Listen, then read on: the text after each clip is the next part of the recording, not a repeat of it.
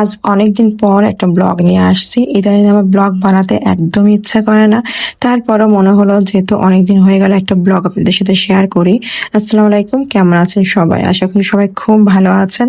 তো দেখতেই পাচ্ছেন আজকে একদম বাজারঘাট নিয়ে বসে পড়ছি। তো কথা বলতে ইদানিং আমার একদমই ব্লগ দেওয়া হচ্ছে না। বেশ এই মাসটা আমি ঠিকঠাক ব্লগই দিতে পারিনি, নানান রকম মন মেজাজের কারণে হয়ে ওঠে না। আর হয়ে উঠলেও আমার কেন যে ইচ্ছা হয় না আমি আপলোড করি, বাস রেডি করে রেখে দিই, দেওয়ার সময় আর মনে চায় না দিই।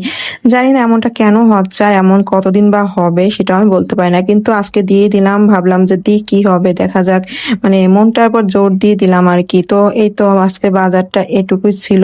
আর এই সিম, এখন তো সিমের সময়, আমি এর আগে একটা রিল দিয়ে ফেলাইছি সিমের, অনেক আগেই সিম খাওয়া হয়ে গেছে। তো আবার আজকে একটু নিয়ে আসা হলো, ভাবলাম আপনাদের সাথে একটু শেয়ার করি, যেহেতু ব্লগের মাধ্যমে কোনো কিছু এখন আর ওভাবে বোঝানো হচ্ছে না, দেখানো হচ্ছে না, কথা হচ্ছে না। আসলে নিজেই কথা বলতে ভালো লাগে না, তো আপনাদের সাথে আর কি কথা বলবো বলেন।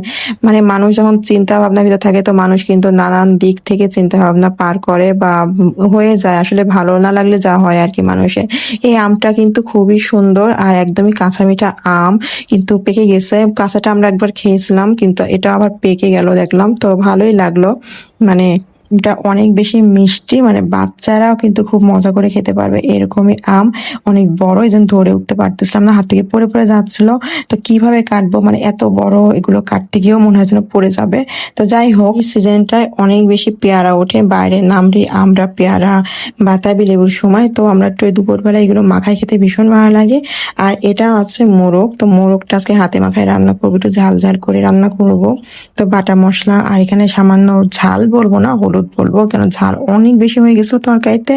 একটু দিতে দিব, কিন্তু আমার মনেই ছিল না যে আমি কাঁচা মরিচ তো এখানে অ্যাড করছি। তো শুকনো মরিচ একটু কম দিয়ে, এর একদম খেয়াল ছিল না, কিন্তু প্রচুর ঝাল হয়ে গেছে। কালার দেখলে হয়তো বুঝতে পারবেন। আর আমার শরীরটা কিন্তু অনেক বেশি খারাপ, আমি টায়ার্ড বলতে গেলে অনেক বেশি। কথা বলতে আমার একদমই এনার্জি নাই মনে, কিন্তু কি করার, কথা বলতেছি আর কণ্ঠ শুনে তো বুঝতেই পারতেছেন কতটা ক্লান্ত, কথা বলতে ইচ্ছা করছে না আমার একেবারে। তো হাতে মাখায় এই যে তেলের উপর বসাই দিলাম। আমার ইতালির রান্না বান্না ভিডিওটা আপনার সাথে খুব কম শেয়ার করা হয়, কারণ আমি একদমই খুব রান্না বান্না একদম ছেড়ে গেছি বলতে গেলে। বাবুকে একদমই টাইম দিতে পারি না। ওই হয় যে মায়ের কাছে একটু চলে আসি, তারপর কিছু একটু করে রাখি ফ্রিজে, তো এভাবে করে আমি চলতেছি। দিন যেভাবে যাক না কেন, খাওয়া তো করতেই হবে, ঠিক না? নারকেলের এই শাঁসটা আমার বরাবরই অনেক বেশি পছন্দ। তার উপরে এই যে শোল মাছটা ভাজা, এটা দিয়ে আজকে লাউ রান্না করা হবে, আর এটা খুব মজা করে রান্না করব।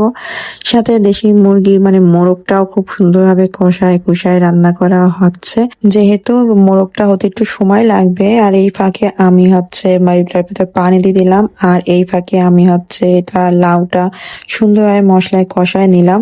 দেখেন খুব সুন্দর একটা কালার চলে আসছে না? আর এই শোল মাছ দিয়ে লাউ রান্না তো আসলে বরাবরই অনেক বেশি পছন্দ।